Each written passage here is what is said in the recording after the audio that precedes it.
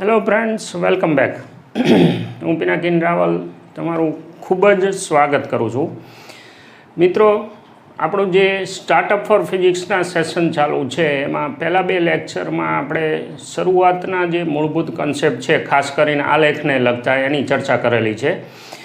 હવે જે જુદા જુદા મેથેમેટિકલ ટૂલ્સ ઉપયોગમાં આવતા જાય એનું આપણે નાનું નાનું લિસ્ટ બનાવતા જઈએ તો પર્ટિક્યુલરલી આ જે લેસન છે એમાં ખાસ તો હવે આપણે ત્રિકોણમિતિ જે છે, જે તમે 10મા ધોરણમાં 9મા ધોરણમાં થોડો ઘણો અંદાજ મેળવીને આવેલા છો, તો એનો અભ્યાસ કરવો છે. હવે તમને કદાચ એવું થાય કે સર અમે તો આ બધી વસ્તુ તો ભણીને આવ્યા છીએ. ઓકે, આપણે એને જસ્ટ રિકોલ કરશું અને જે જરૂર છે આપણે હવે પછી ફિઝિક્સમાં, કારણ કે એટલું ત્રિકોણમિતિ તમે લોકો જે ભણીને આવ્યા છો એટલું જ કાફી નથી, પણ ઘણી બધી વખત એવા કન્સેપ્ટની પણ જરૂર પડશે જે તમે ભણેલા નથી. તો એનો આખો મસાલો, એટલે એવું કહેવાય કે આપણા સ્ટાર્ટઅપ સેશનમાં સૌથી વધારે મહત્ત્વનું જે ઉપયોગી વસ્તુ કહેવાય એ આ ત્રિકોણમિતિનો આખો ભાગ રહેશે. પણ ત્રિકોણમિતિ શરૂ કર્યા પહેલાં આપણે પહેલાં તો ખૂણાને સમજવો પડશે. એટલે કે ખૂણાની વ્યાખ્યા, ખૂણો પોતે શું છે અને એને માપવા માટે કયા કયા માપક્રમ ઉપયોગી છે એની આપણે ચર્ચા કરવાની રહેશે. તો આપણું જે લેસન 3 છે એમાં ખાસ કરીને આપણે ચર્ચા કરશું સમતલ કોણ. મતલબ કે એને આપણે પ્લેન એંગલ કહી શકીએ.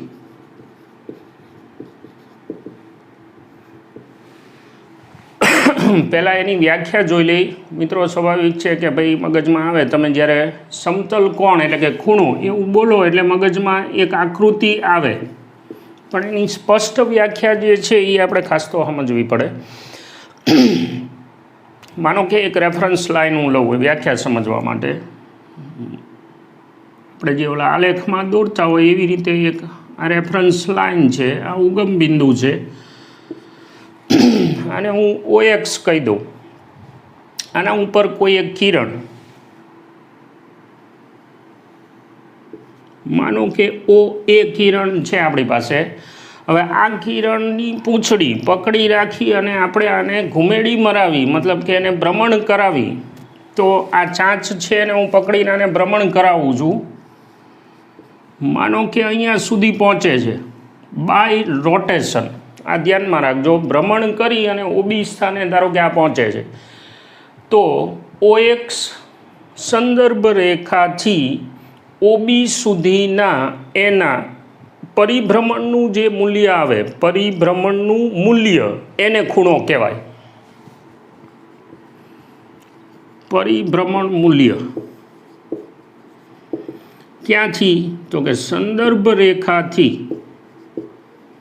આપણા માટે સંદર્ભ રેખા કોણ છે? OX થી અંતિમ સ્થાન એનું કયું આવે છે? OB પોઝિશન છે સુધીનું જે પરિભ્રમણ મૂલ્ય આવે એને ખૂણો કહેવાય, સમતલ કોણ કહેવાય. કારણ કે આ આકૃતિ 2 ડાયમેન્શનમાં છે એટલે આને અત્યારે આપણે સમતલ કોણ કહેશું. હવે અહીંયા ખૂણો દર્શાવવા માટે સામાન્ય રીતે થીટા સંકેત છે, એટલે આલ્ફા, બીટા, થીટા, એટલે કે ગ્રીક ABCD જે છે એના લેટર્સ બધા મોસ્ટલી યુઝ થાય છે સંકેત દર્શાવવા માટે. આકૃતિમાં આ જે પરિભ્રમણ મૂલ્ય છે એને મેં થીટાથી બતાવેલું છે. એક સંદર્ભ આપણે યાદ રાખશું કે જો કિરણ વિષમ ઘડી ભ્રમણ કરે તો જે ખૂણો છે એને આપણે ધન લેવાનો થાય. વિષમ ઘડી જો ભ્રમણ કરે, કયું? કિરણ. એટલે આપણું જે સંદર્ભ કિરણ હતું OA એને જો તમે ભ્રમણ કરાવો અને વિષમ ઘડી ચાલતો હોય, એટલે કે આવી રીતે, તો એ જે ખૂણા આવે એને આપણે ધન લઈશું. આ રિવાજ છે, તમારી મરજી ગમે તે ચાલે, પણ કેલ્ક્યુલેશન પર્પઝમાં જો તમે આવું ન કરો તો થોડી ઘણી તકલીફ પડે. જો સમઘડી હાલે તો જે ખૂણો છે એને આપણે ઋણ ગણશું. એટલે કે આમ જો હાલે કિરણ, એટલે કે અહીંથી આમ નીચે આવેલું હોત તો એ જે ખૂણાનું માપક્રમ આવે એને આપણે ઋણ ગણવાનું થાય. ઓકે, હવે સ્વાભાવિક છે કે આમાં બીજો પ્રશ્ન એ થાય કે ખૂણો માપવો શેનાથી? જેમ હું એમ કહું કે મારા ખિસ્સામાં 50 રૂપિયા છે તો એમાં પાછળ મારે રૂપિયા બોલવાનું આવે. એવી જ રીતે આ એક રાશિ થઈ, ગણિતીય રાશિ છે, તો હવે એને માપવા માટે કોઈ ચોક્કસ એકમની જરૂર પડે. તો આવા 2 એકમ આપણે સ્વીકારેલા છે. માપક્રમ ખૂણો માપવા માટે, એમાં એક છે ડિગ્રી માપ, અથવા તો શુદ્ધ ગુજરાતીમાં અંશ માપ. માનો કે આ કિરણ એક આખું ભ્રમણ કરે,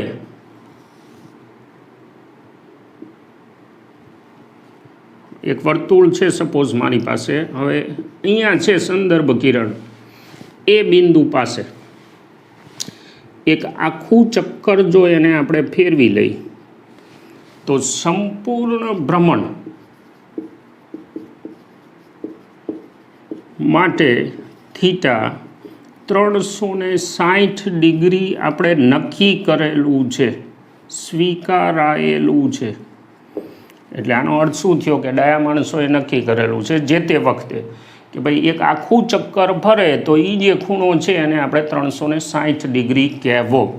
તો સ્વાભાવિક છે કે વર્તુળ છે એ આખું ન હોય અને કિરણ છે એ અહીંથી શરૂ કરી અને અહીં સુધી એટલે કે અડધું ભ્રમણ કરે તો થીટાને આપણે શું કહેશું? 180 ડિગ્રી. સેમ વે માનો કે કિરણ છે એ અહીંથી શરૂ કરી અને ચોથા ભાગનું વર્તુળ કવર કરે તો આ જે ખૂણો આવશે એને આપણે કહીશું થીટા ઇઝ ઇક્વલ ટુ ચોથો ભાગ 360નો. સેમ વે કિરણ અહીંયા છે અને હવે સમઘડી ભ્રમણ કરે એટલે કે આવી રીતે, તો આ જે ખૂણો આવે થીટા એને આપણે ગણશું -90 ડિગ્રીમાં, 90 અંશ. અને એ પ્રમાણે પછી આપણે વર્તુળના સંદર્ભના આધારે આના ભાગલા પાડવાના છે. ઓકે, બીજું એક યાદ કરાવું તમને. નાના ધોરણમાં તમે વર્તુળાકાર ચાપની લંબાઈ છે એનું સૂત્ર એક ભણેલા હતા, આપણે યાદ રાખવું પડશે, જરૂર પડશે. વર્તુળાકાર ચાપની લંબાઈ L is equal to πr theta છેદમાં 180. એમાં r શું છે તો કે વર્તુળની ત્રિજ્યા અને થીટા શું છે? ખૂણો, પણ શેમાં? ડિગ્રીમાં. આ ધ્યાનમાં રાખવાનું. આ સૂત્ર વાપરતી વખતે ખૂણો ફરજિયાત અંશ માપમાં એટલે કે ડિગ્રી માપમાં લેવાનો છે. એક ભ્રમણ દરમિયાન 360 ડિગ્રી જે સ્વીકારેલું છે આપણે, ઉપરાંત દરેક 1 ડિગ્રી જે ખૂણો થાય એના આપણે 60 ભાગ કરેલા છે અને દરેક ભાગને મિનિટ કહેવાનું છે આપણે. આને ઘડિયાળની મિનિટ સાથે લેવા દેવા નથી, આ ધ્યાનમાં રાખજો. આપણે એકમ નક્કી કરેલો છે એટલે 1 ડિગ્રી હોય તો એની 60 મિનિટ થાય. એમાં મિનિટ માટે સંકેત છે ડેશ. પછી ઉપરાંત દરેક મિનિટ જે છે એના આપણે 60 ભાગ કરેલા છે અને દરેક ભાગ જે છે એને આપણે સેકન્ડ કહેવાનું છે. આને તે ઘડિયાળની સેકન્ડ સાથે કોઈ જ લેવા દેવા નથી. એટલે 1 minute is equal to 60. Second માટે ડબલ ડેશ છે તો ડાયરેક્ટ આપણે કહી શકીએ કે ટોટલ 1 ડિગ્રીની 3600 સેકન્ડ થાય. બહુ સ્વાભાવિક, સમજી શકાય એવું છે. 1 ડિગ્રીની 60 મિનિટ, દરેક મિનિટની પાછી 60 સેકન્ડ, તો ટોટલ 1 ડિગ્રી માટે 3600 સેકન્ડ બનશે. આ થઈ ડિગ્રી માપની વાત, જે જનરલ કેલ્ક્યુલેશનમાં આપણે યુઝ કરતા હોય, પણ ભૌતિક વિજ્ઞાનમાં જે તે ભૌતિક રાશિઓ સાથે આપણે ડીલિંગ આવશે એને માટે આપણે ખાસ એકમો સ્વીકારેલા છે અને આપણા કેલ્ક્યુલેશન ફરજિયાત એ જ એકમોમાં કરવાના આવે. જો યાદ આવે તો નાના ધોરણમાં આપણે એકમ પદ્ધતિઓની ચર્ચા કરેલી છે. એમાં SI પદ્ધતિ, ઇન્ટરનેશનલ સિસ્ટમ જે છે એમાં આપણે ચોક્કસ એકમો સ્વીકારેલા છે દરેક રાશિ માટે. અને એમાં ખૂણા માટે બીજું જે માપ આપણે સ્વીકારેલું છે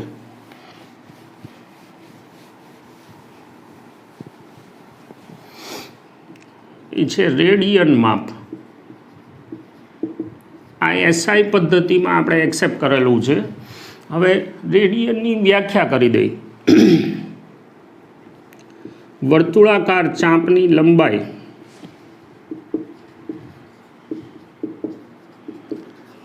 જો તે વર્તુળની ત્રિજ્યા જેટલી લેવામાં આવે તો કેન્દ્ર પાસે જે ખૂણો બને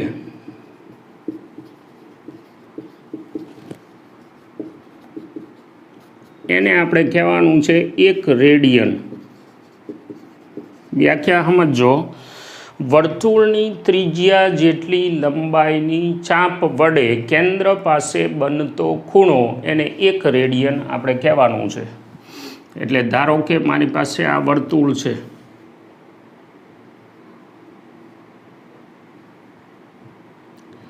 હવે આની ત્રિજ્યા 6 સેન્ટીમીટર હોય તો 6 સેન્ટીમીટર લંબાઈની હું ચાંપ લઉં, L બરાબર R, અને હવે જે ખૂણો બને એને 1 રેડિયન કહેવાય. ધ્યાનમાં રાખજો, વર્તુળની ત્રિજ્યા જેટલી લંબાઈની ચાંપ વડે કેન્દ્ર પાસે બનતા ખૂણાને આપણે નક્કી કર્યું છે 1 રેડિયન કહેવું. હવે ધારો કે તમે આ આખું ચક્કર ફરી જાઓ તો ચાંપની લંબાઈ કેટલી થાય?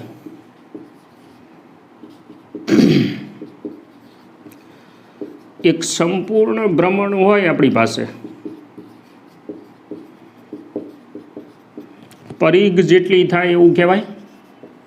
આખું ચક્કર ફરી એટલે અહીંથી શરૂ કરીને આખું ચક્કર ફરીને તમે આવો એટલે એની લંબાઈ કેટલી થવાની? પરિઘ જેટલી થવાની. તો પછી આપણે એક સિમ્પલ 83 મૂકી હતી કે ચાંપની લંબાઈ અને સામે રેડિયન માપ જો R જેટલી હોય તો 1 રેડિયન કહેવાય. પરિઘ જેટલી થાય તો કેટલા રેડિયન? એટલે theta will be equal to 2 pi R multiplied by 1 by R, that is 2 pi radian. આનો મતલબ શું? એક સંપૂર્ણ ભ્રમણ આપણે કરી લઈએ તો જે ખૂણો બને આખા ભ્રમણ માટે એ કેટલો બનશે? 2 પાઈ રેડિયન. આની પહેલાં આપણે ચર્ચા કરીએ એમાં શું કીધું કે એક સંપૂર્ણ ભ્રમણ થાય તો એ ખૂણો કેટલો બને? 360 ડિગ્રી. અને આમાં કીધું કેટલો થાય? 2 પાઈ રેડિયન. તો પછી સ્પષ્ટ છે, કહી શકાય કે 360 ડિગ્રીના 2 પાઈ રેડિયન થાય. અથવા પાઈ રેડિયન ખૂણો એસઆઈ પદ્ધતિમાં એનું ડિગ્રી માપ થશે 180 ડિગ્રી. આપણે આ કન્વર્ઝન યાદ રાખશું. હવે જુદા જુદા ખૂણા મારે જો ફેરવવાના થતા હોય તો આપણે આ જે ડેટા છે એનો ઉપયોગ કરશું. પાઈ રેડિયનના 180 ડિગ્રી થાય. હવે વારે ઘડીએ આપણે જરૂર પડશે એટલે આપણે આ ટોપિક પહેલાં લીધો, પછી ત્રિકોણમિતિની ચર્ચા કરશું. પણ કેલ્ક્યુલેશનમાં ખૂણાને ડિગ્રીમાંથી રેડિયનમાં અથવા રેડિયનમાંથી ડિગ્રીમાં વારે ઘડીએ આપણે ફેરવવાની જરૂર પડશે. માનો કે આપણે ડિગ્રીમાંથી રેડિયનમાં ફેરવવો છે તો 83 કઈ રીતે મૂકવાની ધ્યાનમાં રાખજો. અહીંયા ખૂણો એટલે તમારે ફેરવવાનો શેમાં? ડિગ્રીમાંથી રેડિયનમાં. તો 180 ડિગ્રી હોય તો પાઈ રેડિયન થાય. આ ડેટા આપણી પાસે 83 આ રીતે મૂકવાની આવે. તો તમારી પાસે જે કંઈ માપ હોય 25, 50 ડિગ્રી, 100 ડિગ્રી, એના માટે રેડિયન કેટલા? એટલે આ કેટલું થશે? થીટા ગુણ્યા પાઈ બાય 180. આનો અર્થ શું? ટૂંકમાં યાદ રાખી શકાય કે ભાઈ ડિગ્રીમાંથી રેડિયનમાં ખૂણો ફેરવવો પડશે તો એવે વખતે આપણે શું કરવું પડે? પાઈ બાય 180 એ ગુણવાનું થાય. માનો કે રેડિયનમાંથી ડિગ્રી કરવા છે તો 83 ઊંધી મૂકવાની છે. બટ નેચરલ છે કે ભાઈ અહીંયા રેડિયન માપ અને સામે ડિગ્રી. પાઈ રેડિયન હોય તો 180 ડિગ્રી કહેવાય. તમને જે ખૂણો આપ્યો હોય રેડિયનમાં એના માટે ડિગ્રી કેટલા? તો આ શું થશે? થીટા ગુણ્યા 180 બાય પાઈ. એટલે કે રેડિયનમાં તમને ખૂણો આપ્યો હોય તો એને તમારે ડિગ્રીમાં ફેરવવો હોય તો 180/πથી તમારે ગુણવાનું આવે. બાકી આ 83 ઉપર જ્યારે જેવી જરૂર. એક બે ઉદાહરણ લઈએ એટલે આ વસ્તુ ક્લિયર થઈ જાય.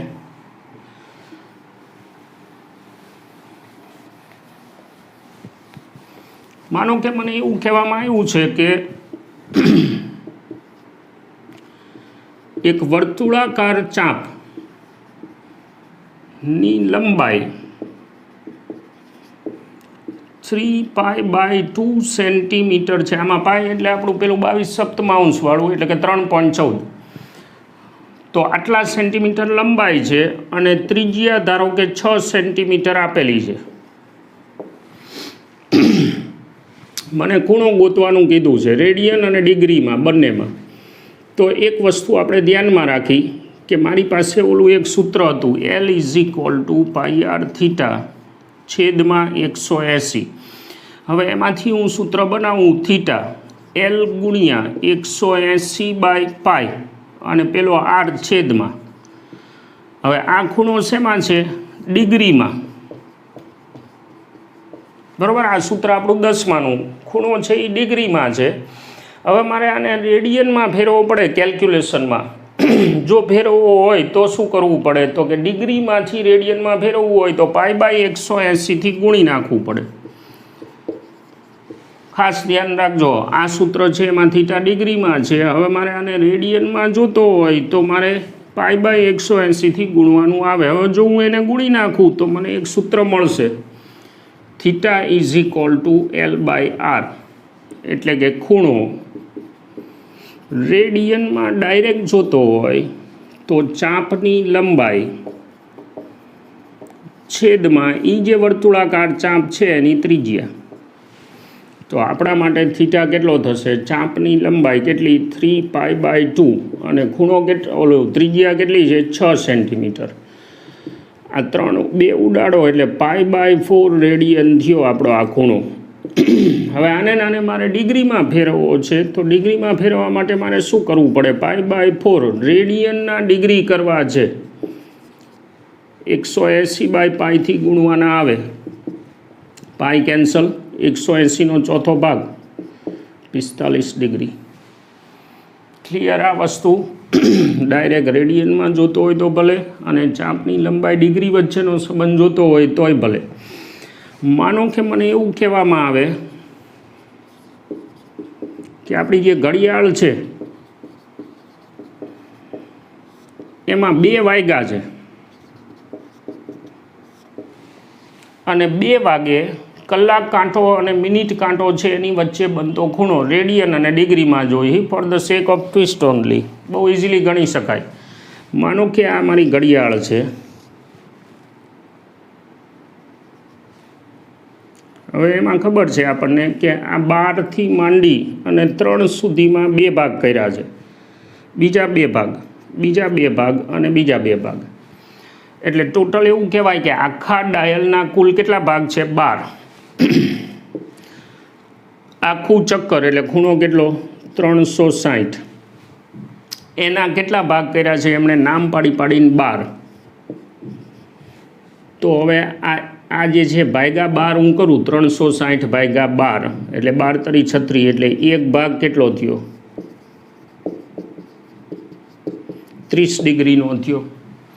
મતલબ કે આ 1 વાગે ત્યારે ખૂણો કેટલો થાય? 30 ડિગ્રી. 2 વાગે ત્યારે ખૂણો કેટલો થાય? 60 ડિગ્રી. 3 વાગે કેટલો થાય? 90 દેખાય છે જો. એટલે કે 2 વાગે હું અહીંયા મૂકું તો theta will be equal to what? 360/12 એટલે આ 1 ભાગ થયો. એવા 2 ભાગ 2 વાગે એટલે આ થશે 60 ડિગ્રી. હવે આના જ મારે રેડિયન કરવા છે તો શું કરવું પડે? ડિગ્રીમાંથી રેડિયન આપણી પાસે છે. શું કરવાનું? π/180થી ગુણવાનું. એટલે આ થઈ જશે 6 તરી એટલે કે π/3 રેડિયન. ઓકે.